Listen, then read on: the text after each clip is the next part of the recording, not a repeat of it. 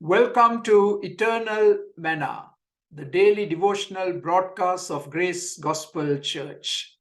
We are looking at Philippians 2:26, where Paul says that Epaphroditus deeply longed for the believers in Philippi. And we are talking about how we should relate to each other. And I'm in the process of giving you 10 words which you and I can use to help in our relationship with each other.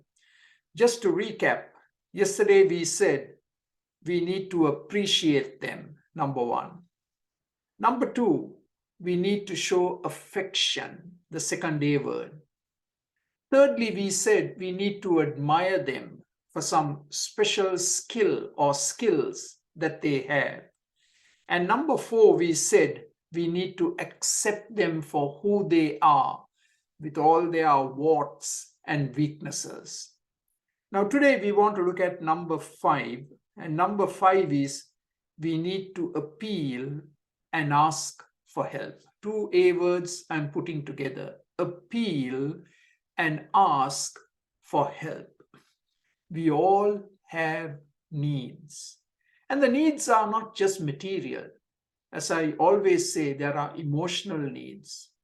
And we need to be able to open up and look at a fellow brother or sister and say, I am really having a challenge today. I am struggling. I am hurting. I need help. That's a mark of humility. We must not pretend that we have it all together. None of us has it all together. We all have challenges every day. We all hurt in some way and struggle in some way. But we won't get help unless we ask for it. So go to a fellow brother or sister whom you respect and trust and begin to share with them and let them minister to you. Let them help you.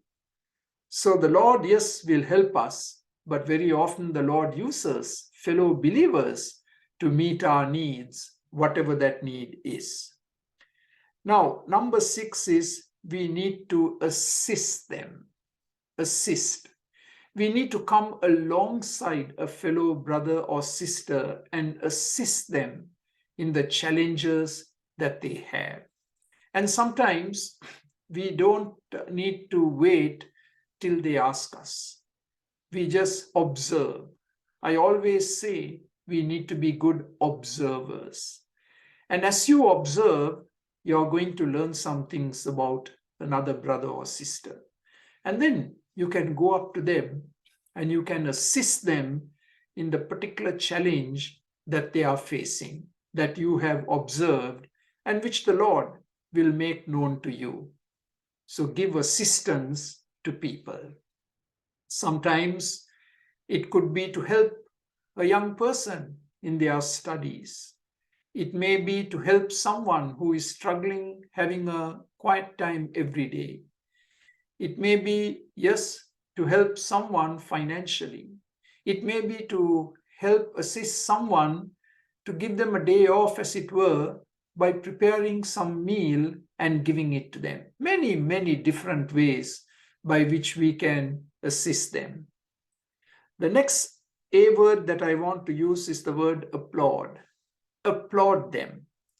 I sometimes do that very openly. I put my two hands together and I clap. I applaud. And people want to hear some applause over what they have said or done. Cause them to bloom. I always look at a plant and I look at a flower, and the sunshine and the water causes that flower to bloom. You can be the sunshine and the water in somebody's life and causing them to bloom like a flower, to reach their potential, to applaud them when they take some steps forward in their spiritual journey. And then the next A word I want to use is agree with them. This is what we call unity. Of course, we will have our differences. That's a given. But we agree with them without compromising our biblical integrity. Agree with them. And when you don't agree, you can say very gently, I beg to disagree. But still maintain that good fellowship and friendship. Agree with them. And then the next A word I like to give you is advise them. Yes, we all need advice. We all need counsel. And there are, again, times when through sheer observation, you could go to a fellow brother or sister and say, you know what?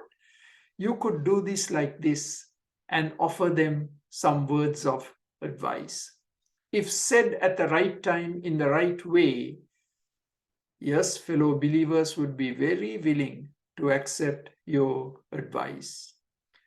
And then, of course, here is the final A word, and this is a tough one: availability. Availability. Be available for someone in the local fellowship.